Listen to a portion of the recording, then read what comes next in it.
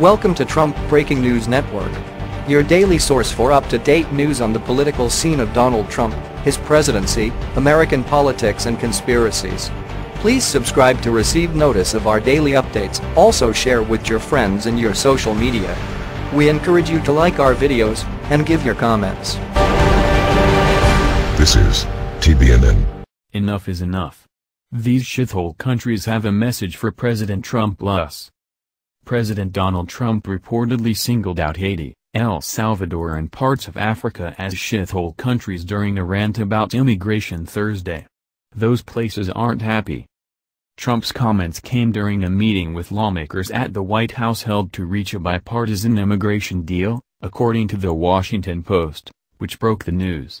Sources familiar with the meeting told the Post that the president was amenable to more immigrants from Norway and Asia, whom he says help the country economically, but wondered aloud, why are we having all these people from shithole countries come here? According to the Post, Trump also said, "Why do we need more Haitians? Take them out." On Friday morning, Trump posted a series of tweets about the immigration deal in which he appeared to deny he said shithole countries. "The language used by me at the DACA meeting was tough, but this was not the language used. What was really tough was the outlandish proposal made, a big setback for DACA," he wrote. In a second tweet, sent around 2 hours after the first, Trump said that he never said anything derogatory about Haitians other than Haiti is, obviously, a very poor and troubled country, and that he never uttered the phrase "take them out." Trump also claimed that the accusation was made up by members of the Democratic Party. "I have a wonderful relationship with Haitians," he added. "Probably should record future meetings, unfortunately, no trust." However, the White House on Thursday did not deny the Post's report about Trump's language. A spokesman for the United Nations said Friday that Trump's reported words were racist. "There is no other word one can use but racist. This isn't just a story about vulgar language, it's about opening the door to humanity's worst side, about validating and encouraging racism and xenophobia," United Nations human rights spokesman Rupert Colville said. "You cannot dismiss entire countries and continents as shitholes, whose entire populations, who are not white, are therefore not welcome." Here's how Trump's alleged shithole countries are responding to the remarks. Haiti. CBS News reports that the Haitian government promptly summoned Chargé d'Affaires Robin Diallo, the top U.S. diplomat in the country, to respond to the comments. Former Haitian Prime Minister Laurent Lamothe tweeted, "Shame on Trump. The world is witnessing a new low today with this shithole nation's remark. Totally unacceptable. Uncalled for. Moreover, it shows a lack of respect and ignorance never seen before in the recent history of the U.S. by any president. Enough is enough." The Haitian government said in a statement, "These insulting and reprehensible statements in no way reflect the virtues of wisdom, restraint and discernment that must be cultivated by any high political authority," according to the Associated Press, adding that the comment reflects a totally erroneous and racist view of the Haitian community and its contribution to the United States. Other Haitians took to social media to share pictures of their nation's beautiful beaches to make a point about the president's alleged remarks.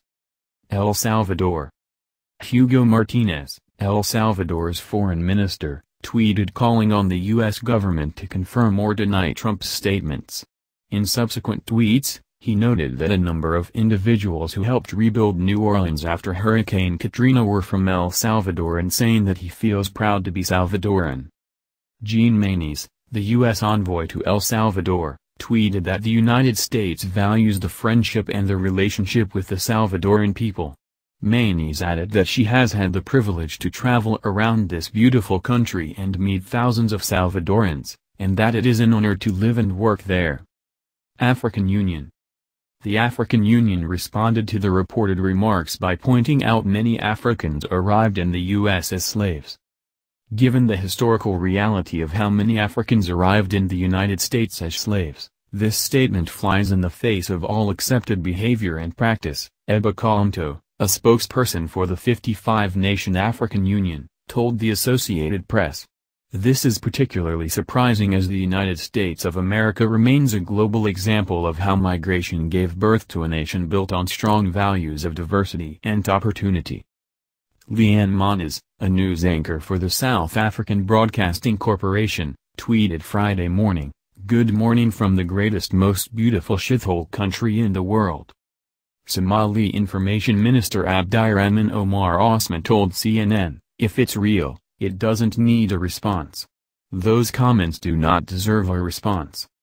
Mmusi Maimane, the leader of South Africa's opposition the Democratic Alliance Party, described Trump's comments as abhorrent on Twitter.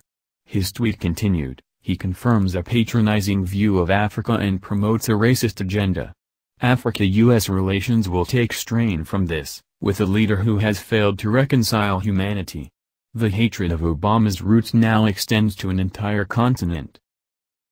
This has been the Trump Breaking News Network.